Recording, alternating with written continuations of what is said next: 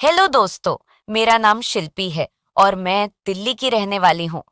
मेरे घर में मेरे मम्मी पापा और मेरे दादा दादी हैं। मैं अपने माँ बाप की एक ही औलाद हूँ। मुझे मेरे माँ बाप ने बड़े प्यार से बड़ा किया है। आज मेरी उम्र 19 साल की है, लेकिन मुझे देखकर कोई कह नहीं सकता कि मेरी उम्र इतनी कम होगी, क्योंकि मेरा बदन बिल्कुल एक 24 साल की लड़की की तरह हो चुका है। और इसकी वजह मैं खुद ही हूँ, जो 15 साल की उम्र से ही मैं वह सब करने लगी। मेरे घर में 5 रूम हैं, एक में मेरे मम्मी पापा और दूसरे में मेरे दादा दादी, जो अब 60 से ज्यादा उम्र के हैं और ज्यादातर अपने कमरे में ही लेटे रहते हैं। और तीसरे में मैं खुद रहती हूँ और बाकी के 2 कमरे हम अलग अलग कामों के लिए उपयोग में लेते हैं। मेरे पापा की उम्र 42 साल की है। मेरी माँ वैसे तो बहुत खूबसूरत है, लेकिन बहुत ही पुराने विचारों वाली एक साधारण औरत है, जो अपना ज्यादातर वक्त पूजा पाठ या अपने सास ससुर की सेवा में और घर के कामकाज में गुजारती है। मेरे पापा जो एक बिजनेसमैन है और अपना खुद का बिजनेस चलाते हैं। हम बहुत अमीर तो नहीं है, लेकिन हमारे घर में किसी चीज की कोई कमी नहीं है। मेरे पापा भी बहुत हैंडसम है, लेकिन मेरी माँ तो उन्हें टाइम ही नहीं दे पाती है। सिर्फ रात में जब उनके सोने का वक्त होता है, जब भी उनके पास जाती है। ये बात तब की है जब मेरी उम्र 18 साल की थी। एक रात हम सब खाना खाकर सोने के लिए अपने अपने रूम में चले गए थे कि तभी अचानक से मुझे लगा कि मेरे मम्मी पापा के रूम से लड़ने की आवाजें आ रही हैं। मम्मी पापा का रूम मेरे रूम से ही लगा हुआ था। मुझे जिंदगी में पहली बार लगा था कि मम्मी पापा की लड़ाई हो रही है। इसलिए मैं ये जानना चाहती थी कि वह लड़ क्यों रहे हैं।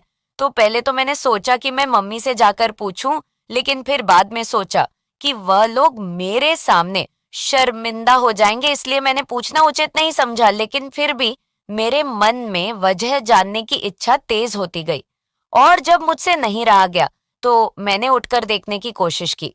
मेरे रूम में एक खिड़की थी जो उनके कमरे में खुलती थी।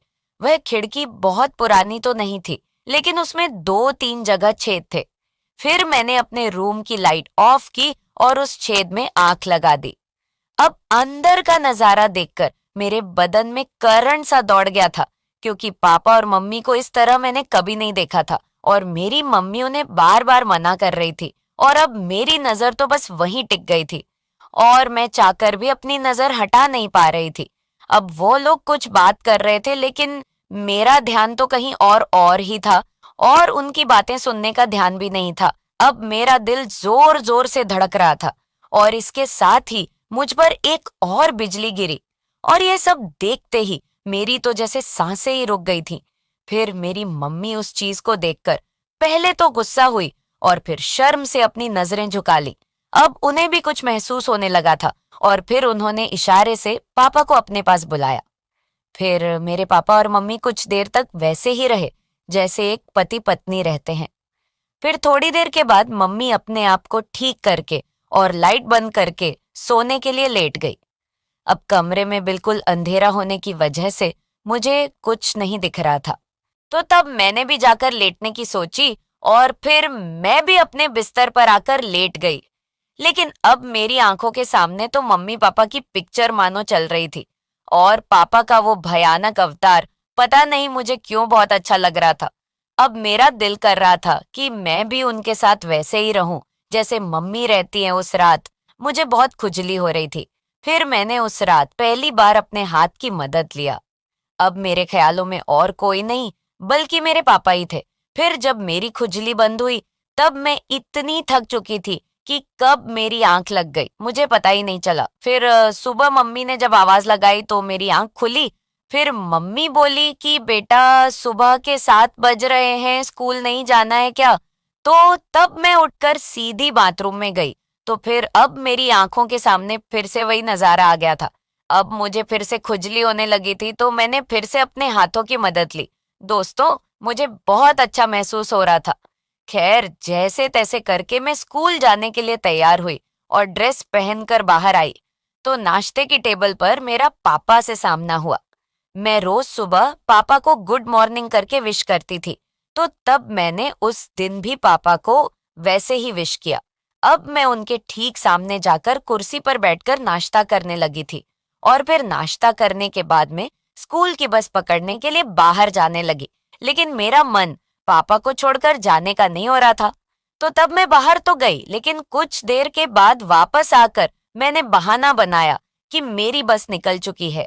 अब ऐसी स्थिति में पापा मुझे स्कूल छोड़कर आया करते थे। तो तब मम्मी बोली कि जा पापा से कह दे, वो तुझे स्कूल छोड़ आएंगे। फिर मैं खुशी खुशी पापा के कमरे में गई। फिर मैंने पापा से कहा, तो वह मुझे स्कूल छोड़ने के लिए राजी हो गए। मैंने कहा मैं लेट हो रही हूँ। तो तब पापा बोले कि ठीक है, मैं टी शर्ट तो पहन लूं, तू मेरा बाहर इंतजार कर। तो मैं बाहर आकर इंतजार करने लगी। पापा मुझे ज्यादातर स्कूल कार में ही छोड़ते थे, लेकिन उस दिन मेरे कहने पर उन्होंने मुझे हमारी एक्टिवा स्कूटर पर स्कूल छोड़ने के लिए गए। दोस्तों, यहाँ तक तो मेरा प्लान सफल रहा था, लेकिन आगे के प्लान में थोड़ा खतरा था और मुझे यकीन नहीं था कि वह सफल हो जाएगा। फिर मैं उनके पीछे बैठ गई और फिर हम स्कूल की तरफ चल दिए। मेरा स्कूल घर से लगभग 10 किलोमीटर दूर था। रास्ता लंबा था और सुबह का वक्त था, तो रोड सुनसान थी। फिर जब हम घर से 2 किलोमीटर दूर आ गए, तो तब मैंने पापा से कहा कि गाड़ी में चलाऊंगा, नहीं चलेगी। तो मैं जिद करने लगी।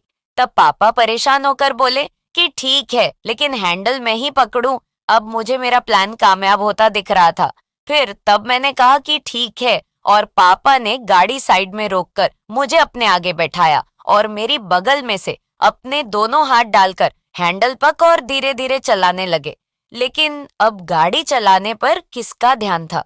मेरा इरादा तो कुछ और था। और फिर इस तरह मस्ती करते हुए मैं स्कूल पहुंच गई। फिर पापा को जाते वक्त मैंने एक बार फिर से विश किया।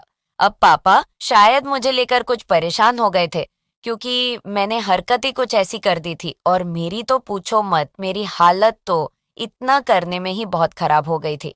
फिर पूरे दिन स्कूल में मेरे दिमाग में पापा का ही ख्याल घूमता रहा और अब मेरा दिल कर रहा था कि मैं पापा के साथ गाड़ी पर ही बैठी रहूं।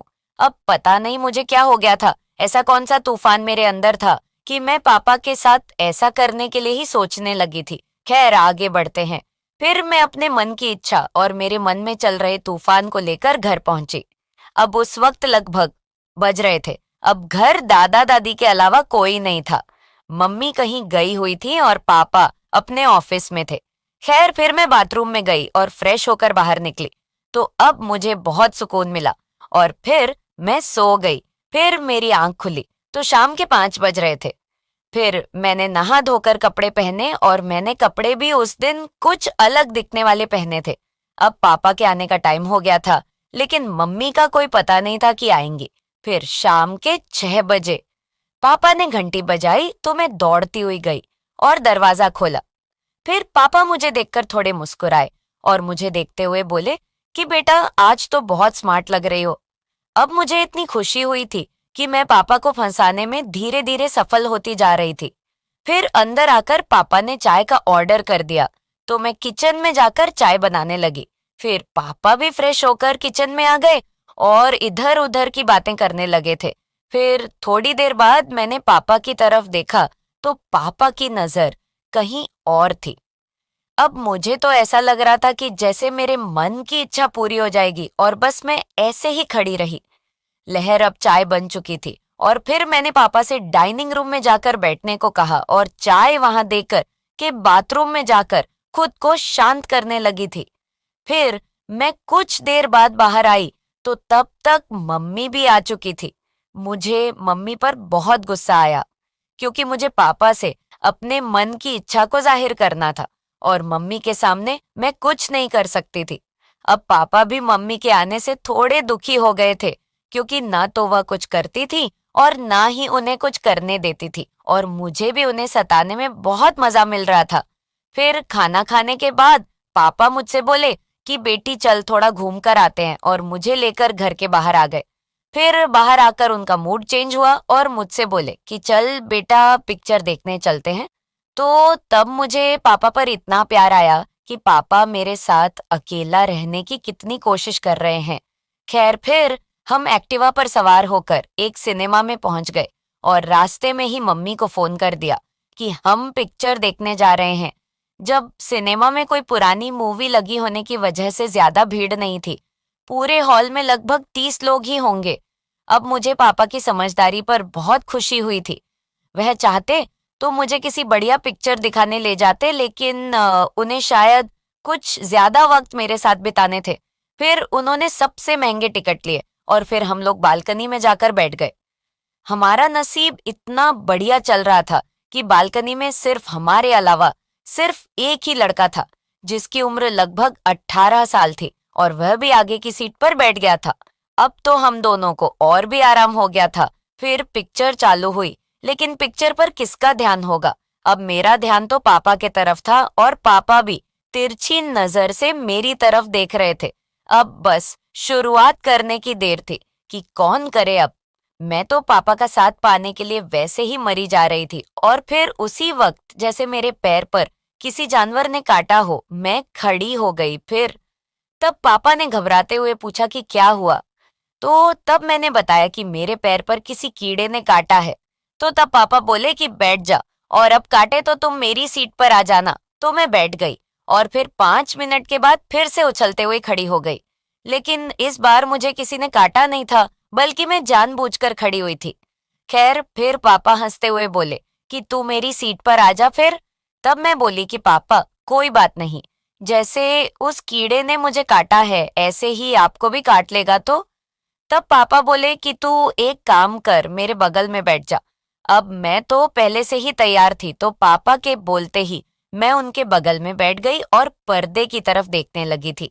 अब मैं उनकी बगल में बैठी हुई बिल्कुल छोटी सी लग रही थी, लेकिन मेरी उम्र उस वक्त 18 साल थी। फिर पापा मुझे पैसे देते हुए बोले कि कैंटीन से जाकर कुछ ले आओ। तो मैं बाहर गई और कैंटीन से कुछ खाने की चीजें खरीदी और फिर टॉयलेट में चली गई। और फिर जब तक वापस आई तो पिक्चर चालू हो चुकी थी।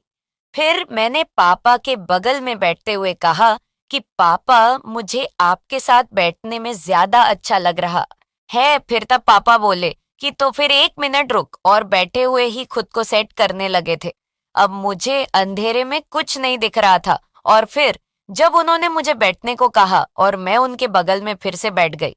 फिर थोड़ी देर के बाद मुझे एहसास हुआ कि जो मेरे मन में चल रहा है वही पापा के मन में भी चल रहा था, लेकिन वह कह नहीं रहे थे। फिर हार मानकर पापा को इशारा किया और पापा मेरे इशारे को समझ गए, और जिस तरह मम्मी पापा का साथ देती है उसी तरह आज मैं पापा का साथ देने लगी। हम दोनों ने काफी देर तक वहां एंजॉय किया। अब हम दोनों बिल्कुल शांत थे और बहुत थक गए थे। फिर 20 मिनट के बाद ही पिक्चर खत्म हो गई और लाइट जलती इससे पहले ही मैंने खुद को ठीक किया। फिर थोड़ी देर के बाद लाइट जली और फिर हम दोनों हॉल से बाहर निकले। फिर बाहर आकर पापा मुस्कुराते हुए बोले कि पिक्चर कैसी लगी। तो मैंने जवाब दिया कि इससे बढ़िया पिक्चर मैंने आज तक नहीं देखी, लेकिन पापा, मुझे चलने में बहुत तकलीफ हो रही है। उसके बाद मुस्कुराते हुए पापा ने मुझे अपने गोद में उठाया और पार्किंग तक ले गए, क्योंकि हमारी गाड़ी वहीं थी। और फिर मैं मुस्कुराती हुई गाड़ी पर बैठ गई और फिर हम घर की तरफ चल पड़े। उस दिन के बाद से अब मेरे पाप मेरा बहुत ख्याल रखते हैं और मैं भी अपने पापा का बहुत ख्याल रखती हूँ। हेलो दोस्तों, आपको यह कहानी कैसी लगी कमेंट बॉक्स में जरूर बताएं। और आपसे निवेदन करती हूँ कि अगर आप हमारे चैनल पर नए हैं तो हमारे चैनल को सब्सक्राइब करके हमें सपोर्ट करें। हम आपके लिए रोमांटिक कहानियां लाते रहेंगे। धन्यवाद।